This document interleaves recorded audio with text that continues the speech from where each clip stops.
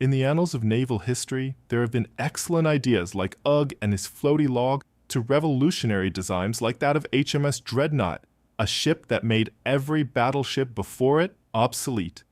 However, there were ideas that in hindsight probably weren't the best, as they hampered the performance of the ship, or, in some cases, seriously damaged and even sank the ships. In today's video, we're going to cover 3 of history's worst naval design choices, starting off with an interesting one: gun turrets on gun turrets. The United States Navy of the late 19th century was certainly not the United States Navy of the Second World War or today. It was a small force, mostly comprised of obsolete vessels left over from the American Civil War. But by the mid-1880s, the nation had a need to modernize and grow the fleet with outside threats, such as Brazilian battleship construction. Thus, the construction of newer capital ships was considered and was being started. However, Congress was hamstringing further development of the Navy due to budgetary reasons, and 3 seagoing armored ships had been authorized, including Maine in Texas. There were also some monitors from the mid-1870s kicking about Monterey, the new cruising monitor, and a new ram, which comprised the Navy's modern force. Through continued talks between Congress and the Policy Board of the Navy, there was some realization of threats posed by outside powers, notably Britain and her modern battleship fleet, of which during the time of the talks in 1890, 7 of her 20 modern battleships could operate from their home bases and go to the United States East Coast, while they had 10 more under construction that could match those capabilities, not to mention their Caribbean or Canadian bases. The French, on the other hand, had Caribbean bases and were in the process of digging the Panama Canal, a prospect that could put American dominance in the Western Hemisphere into doubt. After the limited success of the Indiana and Iowa classes, the United States Navy looked to create new and more powerful battleships. There were questions as to the main battery, with some preferring 12-inch guns and others 13-inch guns. Each had their drawbacks, with the preceding Indiana class having 13-inch guns also having weight issues. Something we've covered previously, but was just being revealed at the time. By 1896, only Indiana was in service. Still, another part of the issue was how heavy the 8-inch secondary batteries were on the Indiana class. The United States Navy preferred their penetration value over the smaller 6-inch guns that were available at the time. So they looked to compromise and find a way to fit what they wanted to onto a new battleship that weighed full load close to 13,000 tons. Like other design processes, there were multiple iterations of the Kearsarge class, and one of the major worries was the blast effects of the 8-in guns on the 5-in battery. So in Design E, which again was further changed as it had 12-in guns instead of the 13-in ones that were chosen, it was proposed to rigidly fix the 8-in gun turrets onto the 12-in turrets. The designers argued that the 8-in turrets would actually gain considerably in protection, since its barbette would be the barbette of the lower turret. Weight was going to be saved as compared to the Indiana class, almost 40 tons. But I think one of the major factors that Dr. Norman Friedman writes about in his book, U.S. Battleships in Illustrated Design History, is interesting. It could be argued that under many circumstances, it might be desirable for the 8-in guns to fire on some part of the enemy ship other than that at which the 12-in guns would fire, to which Strauss, the designer, replied that in practice, even a large ship was a small target at any realistic battle range, so that all guns would generally be pointed at her middle at shorter ranges. Since the 8-inch guns fired 2 or 3 times while the heavier ones loaded, the double turret could train back and forth to allow them to engage their own targets. Further changes to the design occurred, as I mentioned, with tests showing that the 13-inch guns were the most viable option, so the 8-inch guns were going to be fixed to the tops of the 13-inch gun turrets. The 2 Kearsarge-class battleships were immediately recognizable, thanks to their unusual arrangements in the main batteries. As Rear Admiral Frank N. Bennett explained in his 1896 work, The Steam Navy of the United States, A History of the Growth of the Steam Vessel of War in the U.S. Navy and the Naval Engineer Corps. The 2 battleships had been designed for 11,500 tons displacement and will be in general very much like the Iowa Battleship No. 4 in build and design and arrangement of machinery. A decidedly new feature has been adopted. For these big ships in locating the turrets for the 8-in guns on top of the 13-in gun turrets. Although sturdy and powerfully armed for their size, the class revealed significant flaws. While the designers insisted, and later gunnery trials seemed to confirm, that muzzle blast would not interfere between the 13-in and 8-in weapons, the mounting arrangement meant that the 8-in guns could not be used independently. Worse still, a single hit on the 13-in turret or mechanical malfunction had the potential to disable half of the main armament at once. The 13-in turret also featured large gun ports to permit their full elevation range, 15 degrees up and 5 degrees down, a characteristic critics highlighted as a dangerous vulnerability, who briefly served aboard Kentucky before eventually commanding U.S. naval forces in European waters during World War I. Noted that a shell striking a 13-in gun port could disable the weapons and potentially ignite powder, bags stored within the turret or the open shell hoist, causing a catastrophic explosion. On top of these issues, the ship's low freeboard frequently rendered their 5-in broadside batteries ineffective in rough seas. With those issues, this concept of the superimposed turret died, never to be repeated by the United States Navy again. Or so you would think.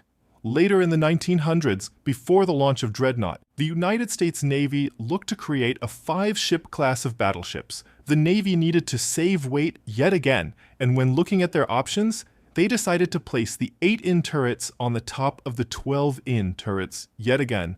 They still thought that the 8-in guns could fire while the main battery reloaded, and it would work out fine. Like, I'm sure, as you'd understand if you clicked on this video, it didn't work out so great. The main battery guns of the class were much improved from the older 13-in guns, leading to the problems with the 8-in.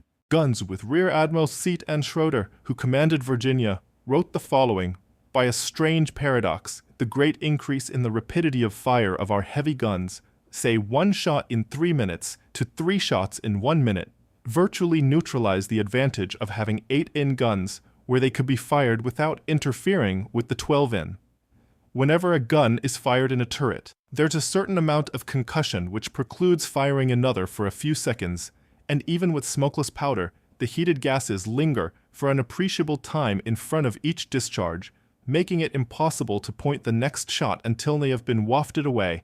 With the 2 12-in in a turret firing alternatively, and each able to fire every 20 seconds, there would be only about 10 seconds between each 12-in shot, and if the 8-in were to butt in, they would probably interfere with the next 12-in shot, the last thing to be thought of."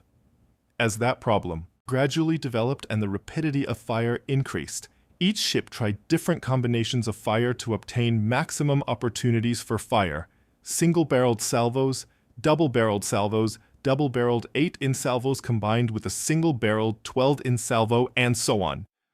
But the ultimate conclusion was that the rapidity of fire had knocked out the superimposed turret.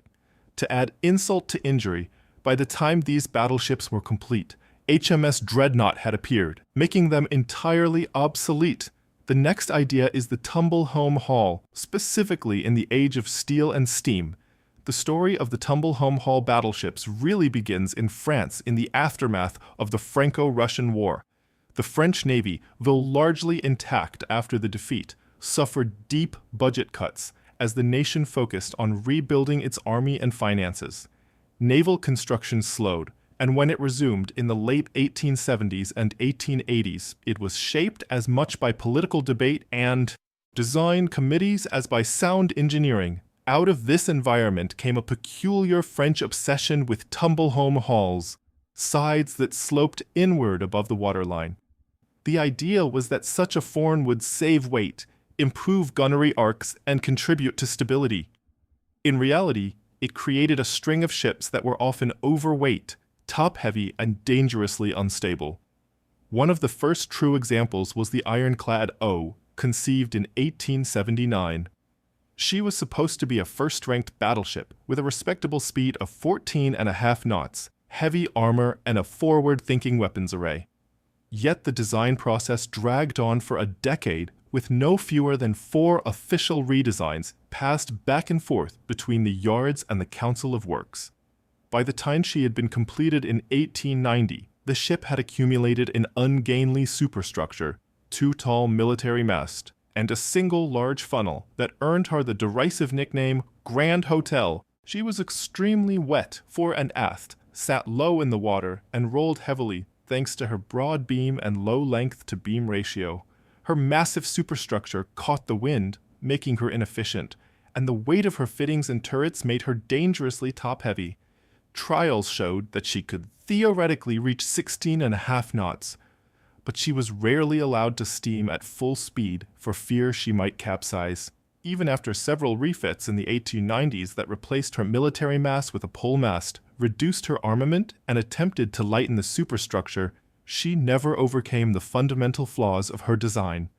By the time she was expended as a target in 1913, OSH was remembered as more of an architectural curiosity than a serious fighting ship. The French tried again with the Brennan, intended as their first true pre-dreadnought. Built in the late 1880s and 1890s, she reflected both a technological ambition and the same problematic design philosophy. Her armament of 3 340mm guns, Bellevue boilers, and new triple expansion engines made her modern for the time, but she was too burdened with excess weight. When stability trials were conducted in 1894, Bruce heeled a shocking 28 degrees when her crew lined the rail and her turrets were trained. Secondary casemate guns dipped below the water and the ship could not ride herself because their armor shelf sat below the waterline. Emergency alterations followed. Heavy military masts were removed and the funnels were lightened, and a cofferdam was added along the waterline. These modifications allowed her to serve into the early 20th century, but she remained and is remembered as a ship plagued by instability. Despite the warning signs, France doubled down on the tumblehome haul with the so-called fleet of samples. Charles Martel, Carnot, Messa, Jagaberry, and Bouvet all were laid down in the early 1890s in different shipyards, each yard modifying the design independently. The result was 5 ships that shared only a few common features: a tumblehome hull and 4 single gun turrets, 2 on the center line and 2 on sponsons. This layout theoretically gave good arcs of fire, but it ignored the tactical shift toward line-ahead formations that emphasized broadside firepower. Worse, each ship was overweight with high superstructures and poor stability. Carnot, for instance, had her bridge work and military mass reduced. And even then, she still suffered from steering problems and excessive motion that damaged her forward turret foundations. Charles Martel was overweight almost from the start, forcing constant reductions in her upper works and leading her top-heavy. Missa was perhaps the most ungainly of the lot, with a vaulted stern, triple screws, and a ram bow that made her hard to maneuver and unpleasant in rough seas. Collectively, these ships were slow to build, late to commission, and obsolete almost as soon as they entered service. The French themselves admitted that objectives of avoiding overloading and resolving stability problems had simply not been met. If the French experience with tumble-home ships was disappointing, the Russian experiment was catastrophic. France had built the Tsarevich for Russia, and her design directly inspired the Borodino class, the largest group of seagoing battleships ever constructed by the Imperial Russian Navy. On paper, the class was a logical expansion of French ideas, but Russian turrets and machinery were heavier, and the ships quickly grew overweight. Their tumble-home hulls made matters worse. The low-line gun ports and midships for the 75mm battery were so close to the waterline that on trials, Emperor Alexander III took water directly into her embrasures during a high-speed turn. The ship's normal meta-entric height was already lower than planned, and when overloaded with coal and ammunition for the long voyage to the Far East in 1904 and 1905, their belts were submerged and their stability dangerously compromised. The consequences were seen at the Battle of Tsushima. Heavily laden, rolling in the seas and under intense Japanese shell fire, the Borodino, Alexander III, and Suvorov were all lost in action. Their tumble-home hulls, which reduced reserve buoyancy and stability, helped turn battle damage into disaster. Only Salva left in the Baltic avoided the slaughter, and even then she struggled with stability until modified later. The class stands as a grim testament to the dangers of copying flawed concepts. The tumblehome form had promised innovation, weight savings, improved fire arcs, and modern silhouettes.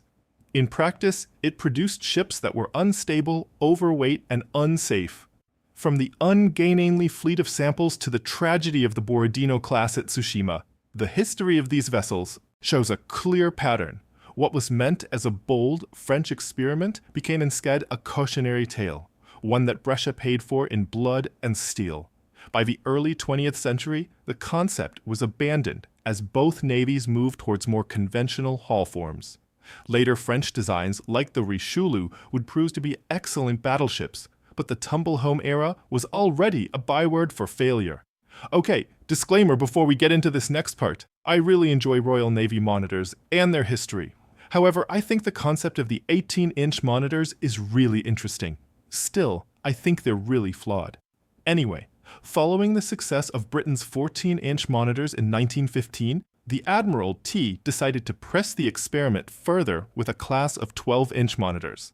These ships were relatively quick to design and build, relying on a surplus of guns from obsolete pre-dreadnoughts like Magnificent and Victorious. They were never intended for fleet service, but rather for hounding fortified coastlines, and with their shallow draft and broad bulges, they were ideal for close and bombardment work along the Belgian coast. Yet from the outset, their design embodied a strange combination of pragmatism and desperation. The first seaward, Admiral Jackie Pfizer, and First Lord of the Admiralty, Winston Churchill, both saw on the monitors a solution to multiple schemes. Churchill's Dardanelles adventure and Fisher's ambitious Baltic project, and the need to assist the campaigns with heavy artillery. The Royal Navy had plenty of spare big guns and hulls that could be thrown together quickly, so the monitor program became a convenient outlet. These ships, ungainly slow and never intended for ship-to-ship combat, nonetheless build a niche at a moment where traditional battleships were ill-suited for shallow coastal operations. The 12-in monitors followed much the same lines as the earlier 14-in class. With displacement around 5,600 tons, twin screws, and machinery giving barely 10 knots, their vast bulges made them stable platforms, but terrible seagoing vessels. They carried little in the way of secondary armament, though they were among the first Royal Navy ships designed to operate seaplanes from their open aft decks.